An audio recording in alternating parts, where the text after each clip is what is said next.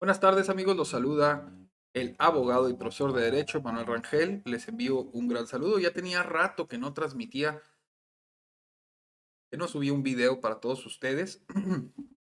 Hoy, sin embargo, vi la oportunidad de hacerlo. Así que aquí estamos de nueva cuenta. Voy a tratar de estar todos los viernes con ustedes viendo o un formato de este video donde vamos a estar viendo y las diferentes tesis que salgan publicados en el Semanario Judicial de la Federación, porque me parece que es importante que estemos revisando la jurisprudencia que sale semanalmente. Ya saben que los viernes se publica la nueva jurisprudencia en el Semanario Judicial de la Federación. Y este viernes en particular salieron 19 tesis. Vamos a ver cuáles encontramos. Ya saben que a mí me gusta revisar particularmente las que se tratan de materia penal y una que otra que salga por ahí de materia familiar. Ustedes, los que me conocen, saben que son los videos las jurisprudencias, perdón, las materias que me gustan. Encontramos la primera de la tesis, que habla del recurso de apelación en el sistema penal acusatorio. Si al resolverlo la sala reasumió jurisdicción, anuló la sentencia absolutoria impugnada y la reemplazó por una condenatoria, no solo debe pronunciarse sobre la acreditación del hecho ilícito y la responsabilidad penal, sino también respecto a la individualización de las sanciones y reparación del daño en atención a los principios de continencia de la causa y de unidad. Es una tesis. Se publicó hoy viernes 16 de abril en el primer tribunal colegiado en materia penal y administrativa del séptimo circuito. Ojo, para todos mis estudiantes y ex estudiantes de la Universidad Autónoma de Ciudad Juárez, como Adela de Cornejo, esta es una tesis de aplicación y en el 17º circuito. ¿Sí? Apenas una tesis aislada, pero dice así: hechos, al resolver el recurso de apelación contra la sentencia absolutoria, la sala determinó reasumir la jurisdicción, anularla y reemplazarla por una condenatoria, pronunciándose sobre la acreditación del hecho ilícito y la responsabilidad penal. Sin embargo, señaló, en atención a la naturaleza del tribunal de alzada, no podía llevar a cabo la audiencia de individualización de sanciones y reparación del daño, en virtud de que al haberse dictado la sentencia absolutoria en la primera instancia, aquella no se celebró. Por ende, no se determinó el grado de culpabilidad del acusado ni se debatió sobre lo concerniente a la pena pecuniaria y por ello no se impuso pena alguna. En consecuencia, él ordenó al juez oral del Tribunal de Enjuiciamiento que celebrara y resolviera lo conducente. Inconforme con esta determinación, el sentenciado promovió juicio de amparo directo. Criterio jurídico. Este tribunal colegiado de circuito determina que si al resolver el recurso de apelación en el sistema penal acusatorio, la sala reasumió jurisdicción, anuló la sentencia absolutoria impugnada y la reemplazó por una condenatoria. No solo debe pronunciarse sobre la acreditación del hecho ilícito y la responsabilidad penal, sino también respecto a la individualización de sanciones y la reparación del daño. Justificación.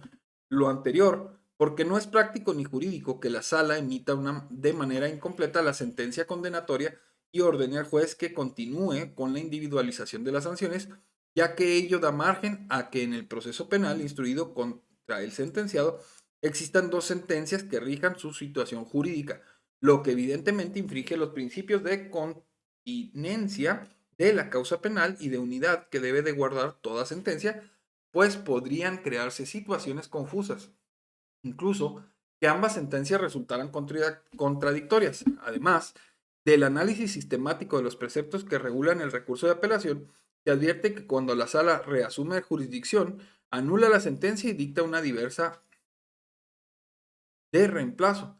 Debe hacerlo de forma completa, es decir, no pronunciarse únicamente sobre el delito y la responsabilidad penal, porque al estar incompleta la sentencia se violan distintos principios y reglas del proceso penal oral, como el de, perdón, como el de unidad, en cuanto que no puede dividir el dictado de la sentencia ni involucrar dos instancias en una sola resolución, porque se generaría un conflicto de procedencia, tanto de recursos como del juicio de amparo. Máxime Cuando el magistrado de apelación cuenta con los elementos necesarios para establecer la pena, toda vez que con los medios de prueba desahogados en la etapa de juicio oral, puede establecerse el grado de culpabilidad acorde con los hechos delictivos probados, pues las pruebas que en su caso pudiera ofrecer la defensa o el acusado relativas al comportamiento o personalidad de este no influyen en en la graduación de la pena. Bueno, ahí tienen esta tesis. Sin embargo, a mí me saltan dudas de la lectura de esta tesis. Por ejemplo, eh, considero yo que de hacerlo así, la sala únicamente podría ver o imponer una pena, la pena mínima que marque el tipo penal del delito que estemos tratando. ¿Por qué? Porque en la etapa de enjuiciamiento o de juicio oral, podemos dividirla en dos. Una, donde propiamente se ofrecen pruebas para el Ministerio Público, pues ofrece pruebas para acreditar que ocurrió un hecho que la ley marca como delito y la responsabilidad del acusado. Ahora, una vez que el tribunal de enjuiciamiento dicta una sentencia condenatoria, entonces se abre una segunda audiencia que se conoce como audiencia de individualización de sanciones, donde en ella se deben de ofrecer y desahogar medios de prueba tendientes a buscar la penalidad, el grado de culpabilidad que se le va a imputar, que se le va a poner a esta persona que ha sido declarada, vaya, que se le ha condenado.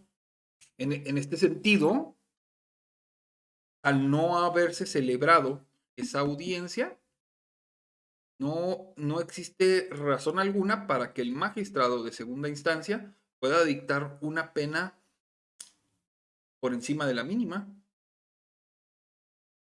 Habría que ver y con posterioridad tribunales colegiados dicen algo al respecto. Aquí ahorita en pantalla tenemos una segunda tesis, materia penal.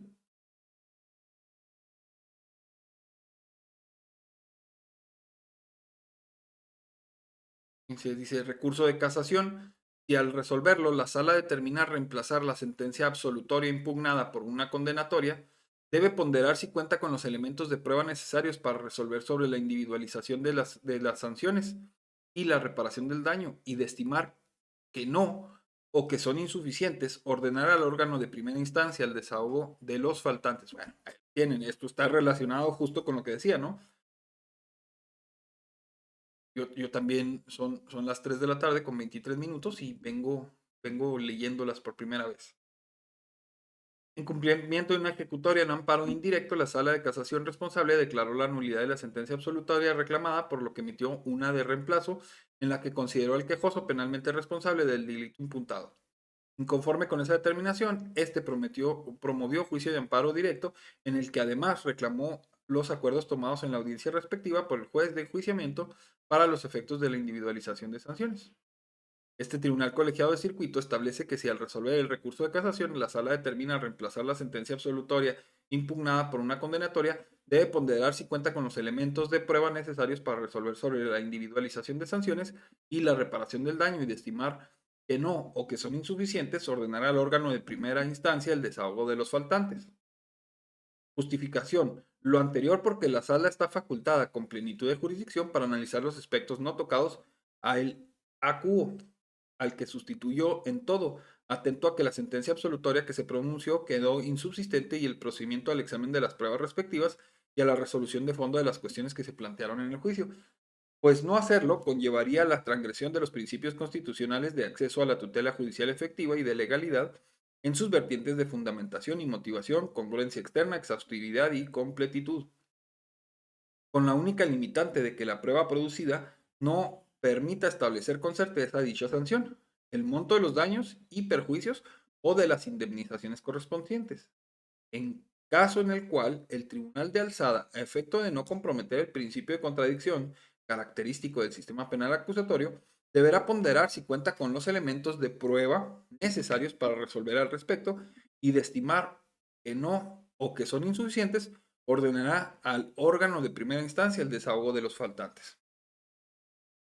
También es del 17º circuito, me parece a mí que no me fijé en el otro amparo directo, que cuál era, pero creo yo debe de venir del mismo asunto porque están directamente relacionadas, como lo pueden ver.